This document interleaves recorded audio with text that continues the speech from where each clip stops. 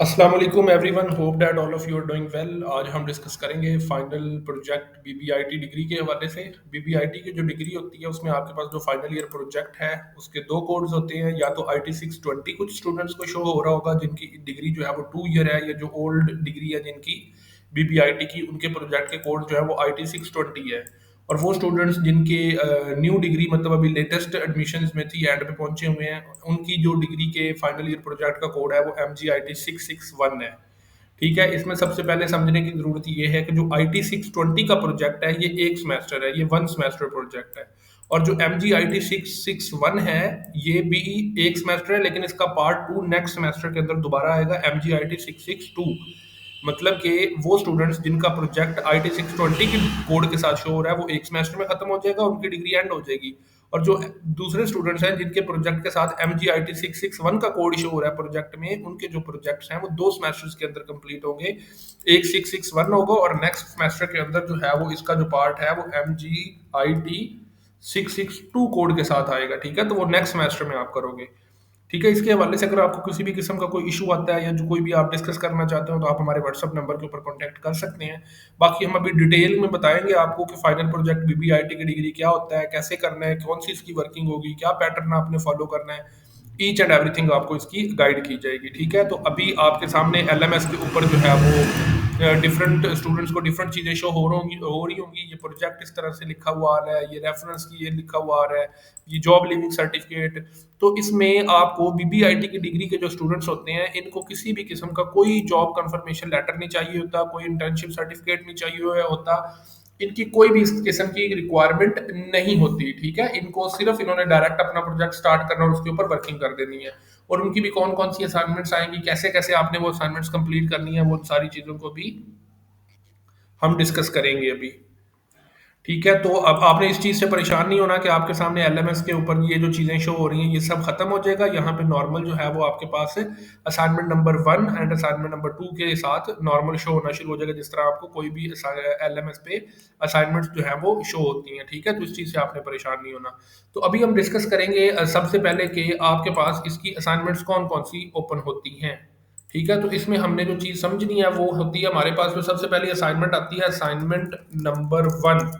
Assignment number 1 जो हमारे पास होती है वो होती है approval of organisation, ORGANIZATION, approval of organisation. ये अप्रूवल ऑफ ऑर्गेनाइजेशन क्या होता है? सबसे पहले आपने ये समझना है कि बीबीआईटी की जो डिग्री होती है उसके अंदर जो फाइनल प्रोजेक्ट होता है वो होता है, उस प्रोजेक्ट का जो नाम है वो होता है ऑर्गेनाइजेशन एनालिसिस रिपोर्ट। इसमें आपने ना तो कोई इंटर्नशिप करनी होती है, ना तो आपने किसी किस्म का कोई प्रपोजल बनाना होता है, कोई टॉपिक सिलेक्ट करना होता है, और ना ही आपने उसके ऊपर रिसर्च करनी होती है उस वे में जिस तरह रिसर्च थीसिस होता है। आपने इस तरह का कुछ भी नहीं करना होता। बीबीआईटी के डिग्री के प्रोजेक्ट्स का फॉर्मेट बाकी डिग्रियों से अलग है, डिफरेंट है। ठीक है, तो इसको आपने समझना है और इस चीज़ को आपने देखना है। अब किस ऑर्गेनाइजेशन की आपने एनालिसिस रिपोर्ट बनानी है, किस ऑर्गेनाइजेशन को आपने स्टडी करना है, वो आपको असाइनमेंट नंबर 1 के अंदर शो होता है। उसका नाम है अप्रूवल ऑफ ऑर्गेनाइजेशन। इसकी असाइनमेंट नंबर 1 ओपन होगी। अभी हम असाइनमेंट नंबर 1 को भी डिस्कस करेंगे और उसके बाद आने वाली बाकी चीज़ों को भी डिस्कस करेंगे। ठीक है, उसके बाद आपके पास असाइनमेंट आती है असाइनमेंट नंबर 2, जिसके अंदर आपने ऑर्गेनाइजेशन एनालिसिस रिपोर्ट बनानी होती है। ठीक है, असाइनमेंट नंबर 2 के अंदर आपने ऑर्गेनाइजेशन एनालिसिस रिपोर्ट बनानी होती है।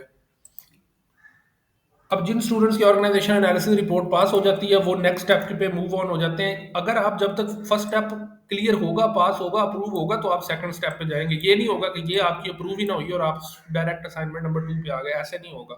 असाइनमेंट नंबर 1 क्लियर होगी तो आप असाइनमेंट नंबर 2 पे जाओगे, अदरवाइज यही भी आपका रिजेक्शन एंड हो जाएगी। ठीक है, अब जिनकी असाइनमेंट नंबर 2 अप्रूव हो जाएगी वो उसके बाद बनाएंगे प्रेजेंटेशन। वो अपनी प्रेजेंटेशन की स्लाइड्स बनाएंगे और वो एलएमएस पे सबमिट करवाएंगे। ठीक है, इसके बाद उनका वाइवा होगा। ठीक है, तो ये स्टेप्स होंगे, इन स्टेप्स को आपने फॉलो करना है और इस तरह से आपका स्टेप बाय स्टेप आपका ये प्रोजेक्ट जो है वो कंप्लीट होगा। अभी ये सारी चीज़ें हम वन बाय वन डिस्कस करेंगे यहाँ पे डिटेल में, ठीक है? अभी हम असाइनमेंट नंबर 1 को देखेंगे, असाइनमेंट नंबर 1 में क्या होता है, कैसे कंप्लीट होनी है, असाइनमेंट नंबर 2 को देखेंगे, असाइनमेंट नंबर 2 के अंदर क्या होता है और कैसे कंप्लीट होगी, देन हम प्रेजेंटेशन स्लाइड्स और वाइवा ये जो है वो एमजीटी 662 का पार्ट है, लेकिन आईटी 620 के स्टूडेंट्स का इसी सेमेस्टर के अंदर ये सारा कुछ हो जाएगा। ठीक है, तो अभी हम अप्रूवल ऑफ ऑर्गेनाइजेशन वाला देखते हैं। आपके पास जो असाइनमेंट नंबर 1 ओपन होती है, उसका जो है वो फॉर्मेट कुछ इस तरह से होता है, ठीक है? ये आपके पास असाइनमेंट नंबर 1 आती है, ठीक है?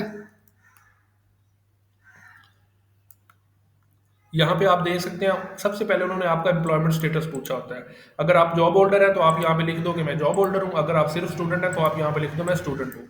उसके बाद आ जाता है जी name of the selected organization. आपने किस ऑर्गेनाइजेशन में इंटर्नशिप करनी है, सॉरी आपने किस ऑर्गेनाइजेशन को सिलेक्ट किया है जिसके ऊपर आपने ऑर्गेनाइजेशन एनालिसिस रिपोर्ट बनानी है। ठीक है, तो आपने उसका यहाँ पे नाम लिखना है। ये ऑर्गेनाइजेशन अब कोई भी हो सकती है, कोई बैंक हो सकता है, कोई कंपनी हो सकती है, कोई टेक्सटाइल मिल हो सकती है, कोई फूड की बड़ी कंपनी हो सकती है, नेस्ले हो सकती है, एग्रो फूड्स हो सकती है, इस तरह की कोई भी कंपनी, कोई भी पार्ट्स ऑटोमोबाइल्स कंपनी, कोई भी कंपनी जिसको आप स्टडी करना चाहते हो वो यहाँ पे हो सकती है। ठीक है, अब आपने यहाँ पे कंपनी का नाम लिख देना है। ठीक है, उसके बाद नेक्स्ट आपने उस कंपनी का सेक्टर लिखना है कि वो कंपनी कौन से सेक्टर में आती है। बैंक था, बैंकिंग सेक्टर में आएगा। कोई फूड नेस्ले होगा, फूड सेक्टर में आएगा। कोई होंडा मोटरसाइकिल्स हैं तो वो ऑटोमोबाइल इंडस्ट्री में आएगा। ठीक है, उसके बाद आपने बताना है कि क्या उस कंपनी के अंदर प्रॉपर आईटी और एमआईएस का डिपार्टमेंट अवेलेबल है, तो आपने बताना है यस, क्योंकि आपकी डिग्री बीबीआईटी की है, इंफॉर्मेशन टेक्नोलॉजी आईटी के रिलेटेड है, तो उस कंपनी के अंदर प्रॉपर आईटी का डिपार्टमेंट अवेलेबल होना जरूरी है। ठीक है, उसके बाद आपने उस कंपनी का प्रॉपर वेबसाइट एड्रेस भी यहाँ पे लिखना है कि उस कंपनी का प्रॉपर वेबसाइट एड्रेस है या नहीं। ठीक है, उसके बाद एक और यहाँ पे कॉलम बना हुआ होता है, वो आपसे पूछते हैं कि क्या वो कंपनी जो है वो स्टॉक एक्सचेंज के ऊपर लिस्टेड है। स्टॉक एक्सचेंज के ऊपर लिस्टेड हो तो आपने बताना है कि यस ये स्टॉक एक्सचेंज के ऊपर कंपनी लिस्टेड है। ठीक है, वो भी आप यस में इस तरह करके लिखते हो। ठीक है, ये आपकी असाइनमेंट नंबर 1 होती है, आप उसको सेव करते हो और सबमिट कर देते हो। फिर इसका रिजल्ट आता है, फिर आपको पता चलता है कि आपकी कंपनी जो है वो अप्रूव हो गई है या रिजेक्ट हो गई है। अप्रूव हो गई हो तो देन आप असाइनमेंट नंबर 2 वाले स्टेप पे आ जाते हो, वो होती है ऑर्गेनाइजेशन एनालिसिस रिपोर्ट। ठीक है, अभी हम ऑर्गेनाइजेशन एनालिसिस रिपोर्ट का प्रॉपर एक फॉर्मेट होता है, उस फॉर्मेट को डिस्कस करेंगे। देन हम उस ऑर्गेनाइजेशन एनालिसिस रिपोर्ट को डिस्कस करेंगे। ठीक है, अब हमारे पास जो ऑर्गेनाइजेशन एनालिसिस रिपोर्ट होती है, format of organisation analysis report, ये उसका फॉर्मेट है। अभी हम ये पूरा फॉर्मेट डिस्कस करेंगे, देन उसके बाद हम इसकी आपको एक बनी हुई ऑर्गेनाइजेशन एनालिसिस रिपोर्ट भी दिखाएंगे। ठीक है, यहाँ पे आपके पास सबसे पहले टाइटल पेज होता है। ठीक है, उसमें आपने टाइटल पेज बनाना होता है, आपने नेम ऑफ ऑर्गेनाइजेशन लिखना होता है, किस ऑर्गेनाइजेशन आपकी जो अप्रूव हुई थी असाइनमेंट नंबर 1 में। उसके बाद आपने name of the student ID session ये सब कुछ लिखना होता है। देन उसके बाद आपने डेट ऑफ फाइनल रिपोर्ट लिखना होता है। देन आपने नेम ऑफ यूनिवर्सिटी लिखना होता है। फिर आपने वीयू लोगो लगाना होता है। इस तरह से आप ये सारी चीजें मेंशन करते हो। देन उसके बाद आप लेटर ऑफ अंडरटेकिंग पे आ जाते हो। फिर आपने लेटर ऑफ अंडरटेकिंग लगाना होता है। लेटर ऑफ अंडरटेकिंग जो होता है ये भी मैं आपको दिखा देता हूँ। लेटर ऑफ अंडरटेकिंग आपके पास इस तरह से होता है। ठीक है, ये आपके पास एक लेटर होता है जो कि आपके डाउनलोड सेक्शन में अवेलेबल हो। अगर किसी को चाहिए हो तो हमें व्हाट्सएप पे कॉन्टैक्ट कर ले, हम आपको प्रोवाइड कर देंगे। ठीक है, ये वाला आपके पास एक पेज होता है, इसका आपने प्रिंट निकलवाना होता है। स्टूडेंट ने खुद इसका प्रिंट निकलवाना होता है और इसको बाई हैंड स्टूडेंट ने फिल करना होता है। अपना नाम लिखना होता है, स्टूडेंट ने अपनी एलएमएस आईडी लिखनी होती है, यहाँ पे स्टूडेंट ने अपना नेम लिखना होता है, यहाँ पे स्टूडेंट ने अपने सिग्नेचर करने होते हैं और डेट लिखनी होती है जिस डेट को वो फिल कर रहा है। ठीक है, और इसको बाद में आपने पिक्चर बना के या स्कैन करके अपनी वर्ड की फाइल के अंदर पेस्ट करना होता है। कहाँ पे पेस्ट करना होता है? जहाँ पे आपने टाइटल पेज लगाया होता है उससे अगले पेज के ऊपर। ठीक है, उसके बाद आप डेडिकेशन लिखते हो कंप्लीट, फिर उसके बाद आप एक्नॉलेजमेंट कंप्लीट लिखते हो। ठीक है, उसके बाद आप अपनी पूरी रिपोर्ट की एग्जेक्टिव समरी लिखते हो। ठीक है, उसके बाद देन आप टेबल ऑफ कंटेंट बनाते हो, आपकी रिपोर्ट के अंदर कौन कौन सी चीजें इंक्लूडेड हैं। फिर उसके बाद आप ओवरव्यू देते हो ऑर्गेनाइजेशन का, कंपनी का नाम क्या है, क्या डिटेल है, उसका इंट्रोडक्शन क्या है। आप कंपनी का हेड ऑफिस का एड्रेस कंप्लीट लिखते हो, प्रोडक्ट लाइंस कंप्लीट लिखते हो, कंपटीटर्स लिखते हो कि आपकी जैसे प्रोडक्ट्स, उस कंपनी के जैसे प्रोडक्ट्स और कौन सी कंपनी प्रोवाइड करती है उनके आप नाम लिखते हो। ठीक है, उसके बाद आपके पास आ जाता है जी analysis of information technology function of the organization. ठीक है, उसके बाद आप ये वाली कंप्लीट इसकी हेडिंग लिखते हो। उसके बाद आपने उस कंपनी के आईटी और एमआईएस डिपार्टमेंट का इंट्रोडक्शन लिखना होता है। यहाँ पे इंट्रोडक्शन में आपने ब्रीफ उसकी डिटेल बतानी होती है, पर्पस एंड रेलेवेंस बतानी होती है, कनेक्शन, ये आपने हेडिंग्स देनी है। ये मेन हेडिंग, उसके बाद नीचे ये 3 सब हेडिंग्स। अब हर हेडिंग के नीचे आपने तकरीबन 7 से 8 लाइनें लिखनी है, हर हेडिंग के नीचे 7 से 8। ठीक है, ये मेन हेडिंग, सब हेडिंग, सब हेडिंग के नीचे 7 से 8 लाइनें। फिर ये, फिर उसके बाद आपने डिपार्टमेंटल स्ट्रक्चर बनाना होता है। IT infrastructure and system overview उसकी, ये सारी चीज़ों को आपने वन बाय वन डिस्कस करना होता है। वो कंपनी कैसे-कैसे काम कर रही है, क्या उसके अंदर ये चीज़ें अवेलेबल है। स्ट्रैटेजिक रोल एंड अलाइनमेंट के बारे में आपने बात करनी होती है। उसके बाद decision making and data management के ऊपर आप डिस्कस करते हो। देन आप टेक्नोलॉजी अडॉप्शन एंड इनोवेशन के ऊपर सारी बात करते हो कि वो कंपनी टेक्नोलॉजी अडॉप्शन कैसे कर रही है, इनोवेशन कैसे कर रही है। उस कंपनी की सिक्योरिटी, प्राइवेसी एंड कंप्लायंसेस कौन-कौन सी हैं। उस कंपनी में चैलेंजेस एंड लिमिटेशंस कौन-कौन से फेस करना पड़ रहे हैं। रिलेट ये जो हेडिंग मेन चल रही है, ये आईटी डिपार्टमेंट, ये सारा कुछ आपने आईटी डिपार्टमेंट के रिलेटेड लिखना है। ये चैलेंजेस और लिमिटेशन आईटी डिपार्टमेंट के लिखने हैं। ठीक है? इन सारी हेडिंग्स को आपने वन बाय वन 3-3, 4-4, 5-5 लाइनों के अंदर डिटेल में बताना है। उसके बाद इंटर डिपार्टमेंटल कोलैबोरेशन क्या है आईटी डिपार्टमेंट के, रिकमेंडेशंस कौन सी आप करोगे आईटी डिपार्टमेंट को, कंक्लूजन आप लिखोगे आईटी डिपार्टमेंट के अंदर। ठीक है? अब यहाँ पे एक बात नोटिस करने वाली है कि जो स्टूडेंट एमजीआईटी 661 के हैं, उन्होंने सिर्फ अपनी रिपोर्ट यहाँ तक बनानी है। ठीक है? कंक्लूजन वाले पोर्शन तक। लेकिन जो आईटी 620 के स्टूडेंट्स हैं, जिनका एक ही सेमेस्टर में कंप्लीट होना है, वो इसको आगे भी लेके चलेंगे। वो क्रिटिकल एनालिसिस को भी करेंगे। वो उस कंपनी के बारे में ओवरऑल क्रिटिकल एनालिसिस बताएंगे कि वो कंपनी किस तरह से क्रिटिकल एनालिसिस से गुजर रही है। उन्होंने आगे पेस्ट एनालिसिस को भी करना है। पेस्ट एनालिसिस के अंदर 4 फैक्टर्स होते हैं। पॉलिटिकल होता है, कंपनी का पॉलिटिकल बैकग्राउंड क्या है, कंपनी का इकोनॉमिक फैक्टर्स किस तरह इफेक्ट कर रहे हैं, कंपनी को सोशल फैक्टर्स किस तरह इफेक्ट कर रहे हैं, कंपनी को टेक्नोलॉजिकल फैक्टर्स किस तरह इफेक्ट कर रहे हैं। आपने ये सारी चीजें वन बाय वन उस कंपनी के बारे में मेंशन करनी है। कंपनी के स्वॉट एनालिसिस के बारे में आपने बताना है, कंपनी की स्ट्रेंथ कौन सी है, कंपनी की वीकनेस कौन सी है, कंपनी की अपॉर्चुनिटीज कौन सी है, कंपनी को थ्रेट्स कौन से करना पड़ रहे हैं।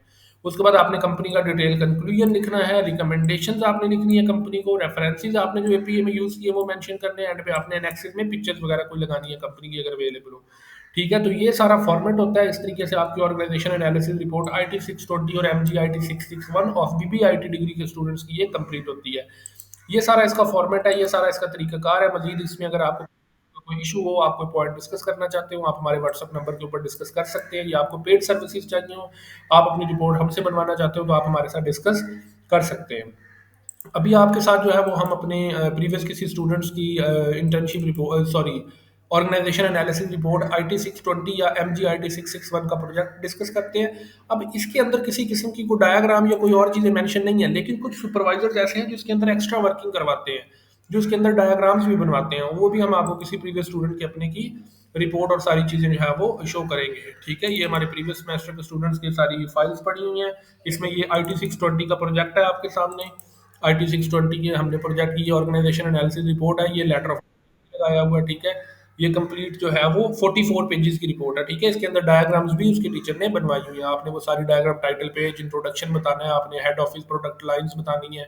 ठीक है? ये इस तरह की आपकी डायग्राम्स आएंगी, ये आपका हायरार्की चार्ट आएगा। ठीक है? तो ये सारी डायग्राम्स भी आपने इस तरीके से अपनी रिपोर्ट, ये सारे सुपरवाइजर जो है वो डायग्राम्स नहीं बनवाते, 2-3 सुपरवाइजर्स हैं जो डायग्राम्स बनाते हैं, तो आपने वो डायग्राम्स बनानी है, अपनी रिपोर्ट को कंप्लीट करना है इस तरीके से डायग्राम सारी अपनी बना के। और जिन डायग्राम्स नहीं बनानी, उन स्टूडेंट्स को फायदा हो जाएगा, उनके लिए काम ज़्यादा मुश्किल नहीं होगा, तो वो इजीली सिर्फ रिटन वर्क करके ही अपने प्रोजेक्ट्स को क्लियर कर लेंगे। आप अगर आपको बनाते हुए किसी किस्म का कोई इशू आता है, या आप कोई भी पॉइंट डिस्कस करना चाहते हैं, कल को आपको कोई प्रॉब्लम होती है, तो आप हमारे साथ इन सारी चीज़ों को लेके डिस्कस कर सकते हैं। ठीक है? और अगर आपको इन सब के हवाले से हमारी पेड सर्विसेज चाहिए हो, तो आप हमारे व्हाट्सएप नंबर के ऊपर भी डिस्कस कर सकते हैं। इसके अलावा मजीद अगर आप हमारे प्रीवियस सेमेस्टर के स्टूडेंट्स के रिजल्ट्स देखना चाहते हो, जिनके हमने पिछले सेमेस्टर के अंदर प्रोजेक्ट्स और इंटर्नशिप रिपोर्ट्स और आईटी के सारी वर्किंग की थी, तो वो रिजल्ट्स भी आप हमारे देख सकते हो। ठीक है? ये सारी डिग्रीज के पिछले सेमेस्टर के हमारे स्टूडेंट्स के रिजल्ट है। इसमें ऑल डिग्रीज के मिक्स रिजल्ट पड़े हुए हैं। इसमें आईटी के भी हैं, कॉमर्स के, बिजनेस के, ठीक है, मास कम्युनिकेशन के, सारी डिग्रीज के रिजल्ट्स इसके अंदर, ये सोशियोलॉजी के रिजल्ट्स हैं, सारे इसके अंदर मिक्स रिजल्ट्स जो हैं वो हमारे कंबाइन इसी के अंदर। ये एम जी टी 661 का प्रोजेक्ट है, ये पास है। ठीक है? उसके बाद ये भी एम के टी का प्रोजेक्ट है, ये पास है। ठीक है? उसके बाद एम के टी 620 पास है। ये एम जी टी 662 पार्ट 2 वाले हैं, ये भी पास है। ये एम जी टी 661 का फिर स्टूडेंट है, 662 का स्टूडेंट है। सारे स्टूडेंट्स अल्हम्दुलिल्लाह हमारे प्रोजेक्ट और इंटर्नशिप रिपोर्ट्स के पास हुए थे, जितने भी लोगों के हमने प्रोजेक्ट्स और इंटर्नशिप रिपोर्ट्स बनाई थी। तो अगर आप हमारी पेड सर्विसेज लेना चाहते हो, या किसी भी किस्म की आपकी गाइडलाइंस की आपको ज़रूरत हो, तो आप हमारे साथ हमारे व्हाट्सएप नंबर के ऊपर डिस्कस कर सकते हैं। आपको ईच एंड एवरीथिंग के हवाले से इन डिटेल गाइड किया जाएगा। हमारा व्हाट्सएप नंबर यहाँ पे मेंशन है, आप मजीद डिस्कशन यहाँ पे कर सकते हैं। Thank you so much for your time. अल्लाह हाफिज़।